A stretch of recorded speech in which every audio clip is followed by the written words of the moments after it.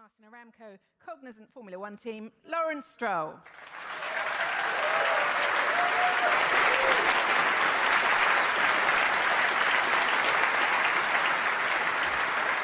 Passion comes from excitement.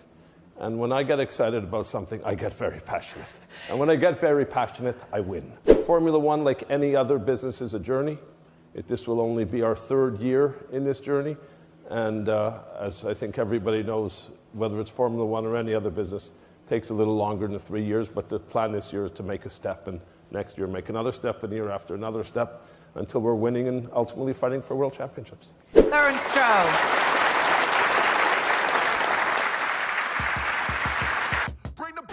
But attention now turns to the oldest man in Formula One as Fernando Alonso takes the checkered flag and takes podium for Aston Martin.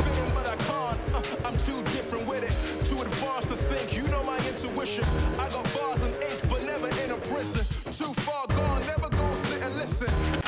I don't think I'm exaggerating when I say literally nobody saw this coming. I mean, this is a team that could barely make it out of Q1 just 12 months ago, and now they're legitimate podium contenders. I don't know, they wouldn't have achieved it if Leclerc's engine hadn't died, but when you look at how bad Ferrari's tyre deg was and how much Alonso was held up battling slower cars, they had the pace to do so. All throughout testing and even the practice sessions, this team was being hyped to break into the top 3. But like most, I was doubtful.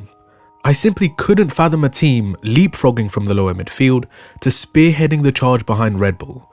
And then, I was proved wrong. How did they do it?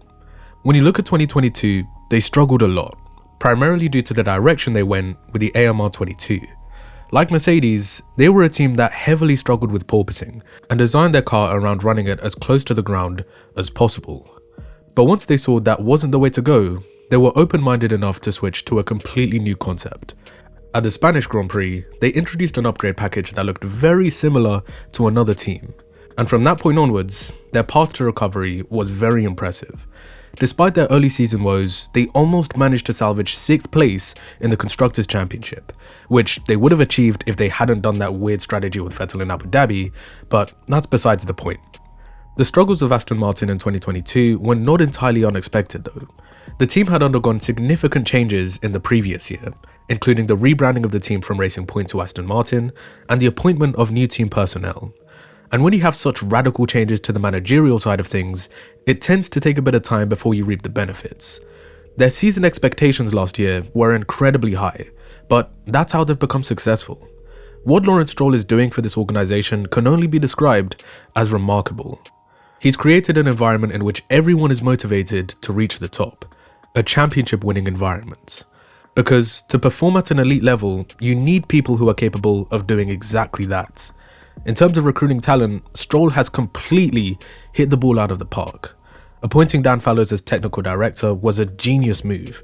As the former chief engineer at Red Bull, he worked very closely with Newey on the RB18. And while it's illegal to share documents between teams, you can't regulate the knowledge somebody gains over a period of time. As a result, the AMR23 takes most of its inspiration from the Red Bull. Bringing in Martin Whitmarsh has only increased their depth in experienced team personnel. And Mike Crack, I missed the K. Alright, let's start over. Mike Crack, being chosen as team principal, was another intelligent move by the Canadian. In addition to these managerial changes, Aston Martin also underwent significant changes to their aerodynamic team. And of course, the signing of a certain Spaniard who can only be described by this clip right here. What are you most worried about? The rain, Lewis Hamilton, or Jenson Button? Fernando Alonso. We'll get on to analysing Alonso in just a minute, because as incredible as his podium was, I don't think it's even a quarter of what this team is capable of achieving. We're now in an era of Formula One where teams are restricted by the budget cap. Therefore, being as efficient as possible with car development is by far and away the most important aspect. Because we've seen certain teams who've made the wrong decision in terms of their concept now finding themselves in serious trouble. They have a mountain to climb and a limited number of resources to do so. The Silverstone-based team has always been known for punching above their weight. For those who watched F1 when they were known as Force India, remember how many times we saw Perez score podiums year upon year? Despite working with a much lower budget than the big three, this team were easily one of, if not the best team in the midfield. Now the playing field has been leveled, their resource management skills become more apparent. And when you consider the fact that they've got new facilities that have almost been completely constructed, as well as their new wind tunnel, the threat that they pose to the rest of the competition looks very real. Over the next few years, I can see them genuinely fighting for championships in the near future, a prospect that Fernando could not turn down. Finally, this man has made a career move that has paid off for him. Throughout the Grand Prix, he just looked supremely confident, putting his car in all the right places. The battles with Hamilton were particularly nostalgic for me, having grown up watching them race wheel to wheel. But for so many years, we wouldn't get to see a genuine scrap between the two in similar machinery. Currently, the Aston Martin is the better car, but I'd expect Mercedes to close the gap at some point. Well, at least I hope so, because their car currently looks abysmal to drive, but that's a topic for another day. I wanted to share a great visualization of how the Aston Martin compared particularly to the Red Bull during qualifying on Saturday.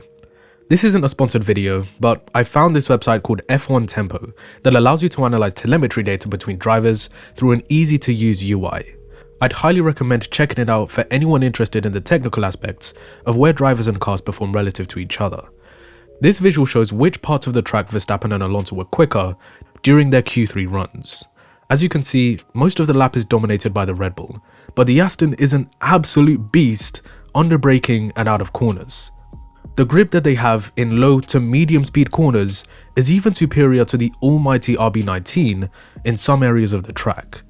That's why we saw Alonso be able to dance around Hamilton going into turn 10 and outdrag Sainz on the run down to turn 11. In terms of driving style, Fernando was making great use of the well-known slow in, fast out technique, carrying lower minimum apex speeds to slingshot out of corners, thereby getting to full speed earlier than most. Although he still ended up around 6/10 off the Dutchman, mainly due to losing time through the high speed sections, they have a great foundation to build from. As for the race, the Red Bull was in a different universe compared to the rest of the grid. But one thing that the Aston shared with the reigning world champions is supreme tyre preservation. With Bahrain being a rear limited track, generally cars that are harsher on the rear tyres suffer more of a performance drop-off. We didn't see that with Fernando because it seemed like he could just go on forever, no matter what tyre he fitted. Therefore, he could keep pushing on without the need to manage his tyres as drastically as others. Again, we could prove this by comparing one of Fernando's laps to someone like Lewis, who had to lift and coast for most of the race. If we take a look at the throttle application for both drivers on lap 32, we can see Hamilton lifting off far earlier in multiple sections of the track. And towards the end of the race, where his lap times were getting worse, Alonso's were still getting better. So it just goes to show, the hype they had coming into the season was well and truly justified. Shout out to Lance Stroll as well, who managed to finish P6 with a broken wrist and having not taken part in the 3 days of testing. I know the guy's got a lot of stick over the years, but it takes some guts to hop in a Formula 1 car with an injury and barely any practice to race the way he did. With those two behind the wheel, I think it's going to be a very fruitful year for them. But it's also important for the team to remain humble. If they're going to win races this year, they'll need to develop well over the course of the season. But given what they showed last year, it's not entirely out of the question that we could see them make even more gains on their competitors. Far too often would I hear Lawrence Stroll talk about all these ambitions and have nothing to show for it. I'm glad that we finally now have a new contender to challenge the Big Three on a consistent basis. It's important to note that we're also yet to see how they perform on other types of circuits, with different characteristics. Next time out in Jeddah, we could see Mercedes close the gap on them, as it's a track that won't expose their weaknesses as much. But only time will tell. But so far, Aston Martin have been the story of 2023. Their rise has been astonishing, and honestly, I want to give props to Lawrence Stroll again for how big of a role he's played in this entire thing. Whether you like him or not, he's the kind of guy you want leading a project. He's invested heavily in this team, both financially and personally. His vision for their future is as clear as day. He wants to win, and is willing to do whatever it takes to turn the team into a championship contender. Their success in Bahrain is just the beginning. They'll need to continue to work on extracting the maximum performance from the car and make further improvements as the season progresses. But with the pace they've shown so far, there is a genuine opportunity for them to challenge Mercedes and Ferrari for second in the constructors, because first is pretty much a done deal. Hopefully, they can maintain this momentum going forward, and who knows, Maybe we'll see win number 33 for Alonso, or Lance standing on the top step for the first time in his career. Anyway, I'm getting ahead of myself. Let me know what you guys think in the comment section below. As I said, I'm definitely going to be more consistent this year with my upload schedule, so if you enjoyed the video, drop it a like, share it around with friends, and subscribe to the channel with bell notifications to keep up to date with my latest videos in the future. And as always, I'll see you in the next one.